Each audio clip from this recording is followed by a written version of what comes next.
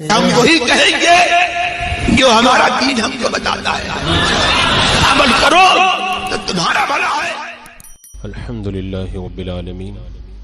والصلاة والسلام علی سید الانبیاء والمرسلین،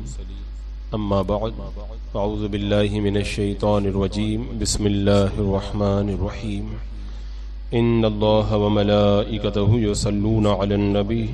یا ایہا الذین آمنوا صلوا علیہ وسلموا تسلیما، اللہم صلی علی سیدنا وشفینا وحبیبنا مولانا محمد وبارک وسلم، صلاۃ وسلام علیک یا رسول اللہ صلی اللہ تعالی علیہ وسلم۔ وَإِذَا رَأَى الَّذِينَ أَشْرَكُوا شُرَكَاءَهُمْ قَالُوا رَبَّنَا هَؤُلَاءِ شُرَكَاؤُنَا الَّذِينَ كُنَّا نَدْعُو مِن دُونِكَ فَأَلْقَوْا إِلَيْهِمُ الْقَوْلَ إِنَّكُمْ لَكَاذِبُونَ۔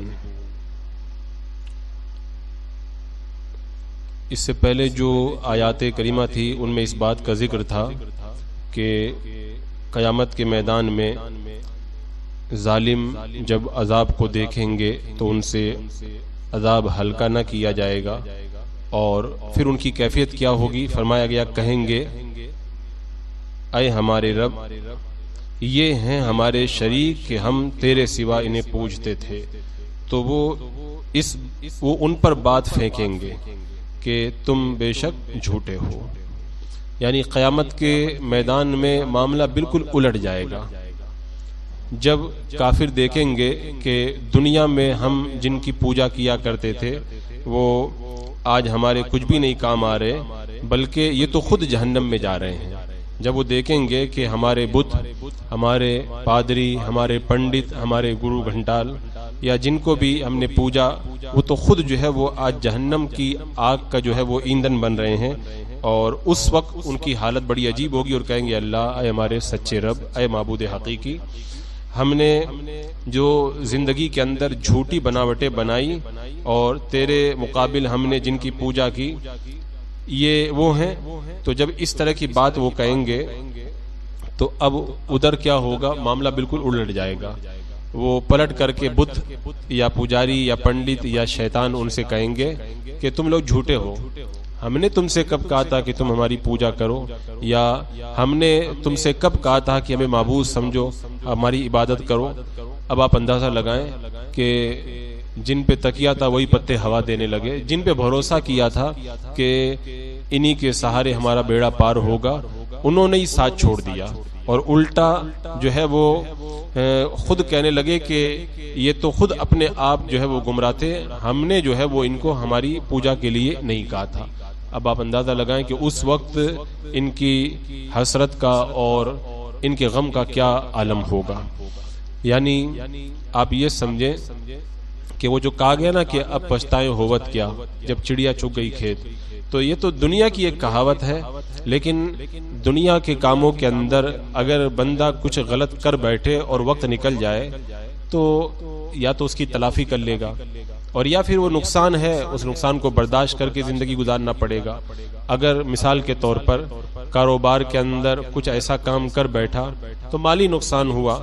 اگر کوئی ایسی چیز استعمال کرتا رہا اور وقت پہ نہیں سمجھا تو صحت کا نقصان ہوا، یا اسی طریقے سے دنیا کے کسی اور نقصان سے دوچار ہوگا۔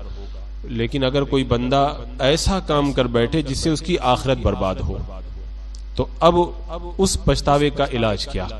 کیونکہ قیامت کے میدان میں اب اس کی تلافی کی کوئی صورت تو باقی نہیں رہ گئی۔ دنیا میں تو تلافی کی بہت ساری صورتیں ہیں، بندہ اس کی تلافی کر لے، بعد میں حالات کو سدھار لے یا کسی اور طریقے سے اس کے حالات سنور جائے۔ قیامت کے میدان میں تو اب حالات سنورنے کی کوئی گنجائش ہی باقی نہیں رہ جائے گی۔ اور پھر اس کے علاوہ ایک بات یہ بھی ہے کہ اس کی حسرت اور زیادہ ہوتی ہے کہ جس پہ بھروسہ ہوتا ہے وہی ساتھ چھوڑ جاتا ہے۔ جیسے مثال کے طور پر آپ دیکھیں، ایک باپ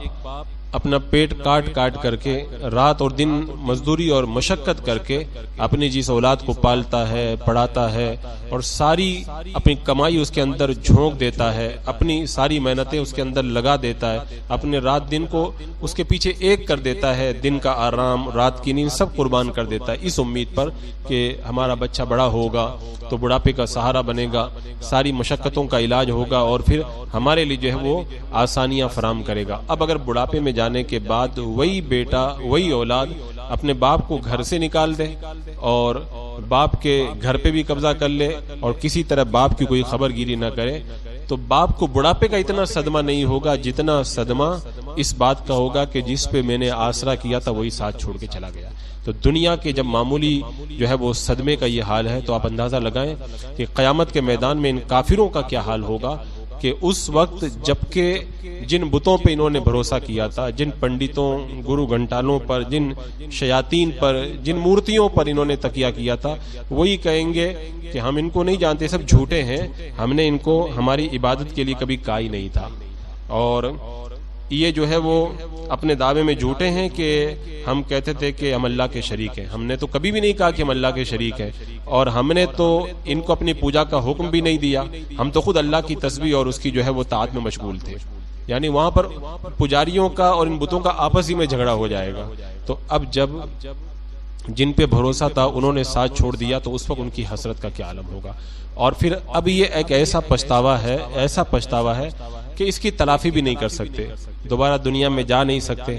ایمان لا کر کے نیک کام کر کے اب جنت کے حقدار ہو نہیں سکتے۔ اور دنیا کے اندر اگر کوئی اس طرح کا حادثہ ہو جائے تو تھوڑا نقصان اٹھانا یا بڑا نقصان، لیکن اب یہ کافر اتنے بڑے نقصان سے دوچار ہوں گے، اللہ اکبر، یعنی انہوں نے ایسی بڑی غلطی کر دی کہ جس کی سزا کے اندر ہمیشہ کے عذاب کے اندر گرفتار ہو گئے۔ تو اگر آپ یہ کہیں تو بہت بالکل صحیح بات ہے کہ دنیا میں جتنے پچھتاوے ہو سکتے ہیں، جتنا افسوس ہو سکتا ہے، ان سارے پچھتاوے چھوٹے ہیں، سارے افسوس چھوٹے ہیں۔ سب سے بڑا پچھتاوا جو ہے وہ قیامت میں جو کافروں کو ہوگا وہ پچھتاوا ہوگا کہ سارے جو ہے وہ راستے بند ہو جائیں گے اور وہ اس عذاب میں گرفتار ہوں گے جس کا اندازہ نہیں لگایا جا سکتا۔ حضرت ابن جبیر نے فرمایا کہ عذاب کی زیادتی کا عالم یہ ہوگا کہ جہنم میں ان کے لیے کھچر کے برابر بچھو اور سانپ، یہ جو ہے وہ اجمی اونٹوں کے برابر سانپ ہوں گے، اتنے بڑے بڑے بچھو اور سانپ ہوں گے، اور ان کے ایک ڈنک سے جو ہے وہ 40 سال تک بخار رہے گا۔ اب بتائیں، اس سے اگر دنیا میں کوئی آدمی کوئی غلط چیز استعمال کر لیا، بیماری میں پڑ گیا، تو افسوس کرتا ہے کہ میں یہ نہیں کرتا تو یہ بیماری نہیں لگتی، لیکن یہ کتنی بڑی بیماری ان کو لگی۔ ہمیشہ ان پر وہ سانپ اور بچھو مسلط رہیں گے، ایک بار ڈنک مارے گا تو 40 سال تک بخار رہے گا۔ دنیا کے بخار نہیں، آخرت کا بخار بھی بخار ہوتا ہے۔ اور ایک روایت میں ہے یہ 1000 سال تک اللہ تعالیٰ سے بارش کا سوال کریں گے تاکہ بارش کی وجہ سے دوزخ کی گرمی کچھ دور ہو جائے۔ آخر 1000 سال کے بعد میں بادل نمودار ہوگا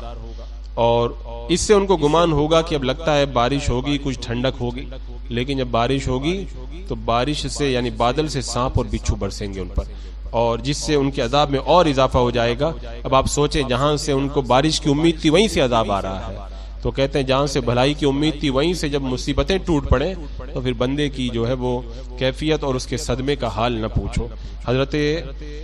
عبداللہ بن عباس رضی اللہ تعالیٰ عنہ سے روایت ہے کہ ان پر پگھلے ہوئے تانبے سے آگ کی 5 نہریں جو ہے وہ عرش معلی کے نیچے سے جاری ہوں گی، جو جہنمیوں کے عذاب کے لیے جاری کی جائیں گی، اور جہنمیوں کو 3 نہروں میں سے دنیا بھر کی راتوں کے مقدار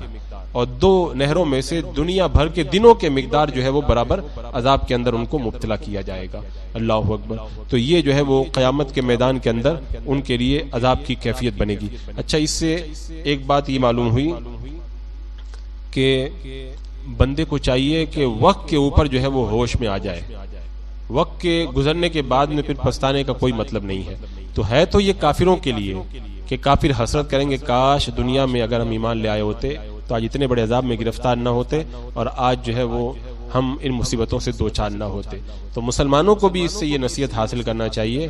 کہ قیامت کے میدان کے اندر حسرت نہ ہو، افسوس نہ ہو، صدمہ نہ ہو، اس کا علاج بندہ دنیا ہی میں کر لے۔ آج نماز پڑھ لے، آج روزہ رکھ لے، آج عبادت کر لے، طاعت کر لے، پھر بعد میں میدان قیامت کے اندر پھر عذاب اگر اللہ تعالیٰ محفوظ رکھے لے ایمان کو، اگر ان گناہوں کی وجہ سے اگر عذاب کے اندر مبتلا ہوا تب وہ بھی تو حسرت کرے گا کاش میں نے یہ گناہ نہ کیا ہوتا، یہ نیکی کر لی ہوتی، یہ نیکی کر لی ہوتی، لیکن اس وقت حسرت، افسوس اور پچھتاوے سے کچھ فائدہ حاصل نہیں ہوگا۔ تو آج جو ہے وہ سنبھلنے کا وقت ہے، اگر بندہ آج سنبھل جائے تو ٹھیک ہے، نہیں تو پھر کل کا پچھتاوا اسے کچھ فائدہ نہیں دے گا۔ اور اس سے پہلے میں نے وہ روایت بیان بھی کی تھی کہ قیامت میں ہر ایک آدمی کو جو ہے وہ حسرت ہوگی،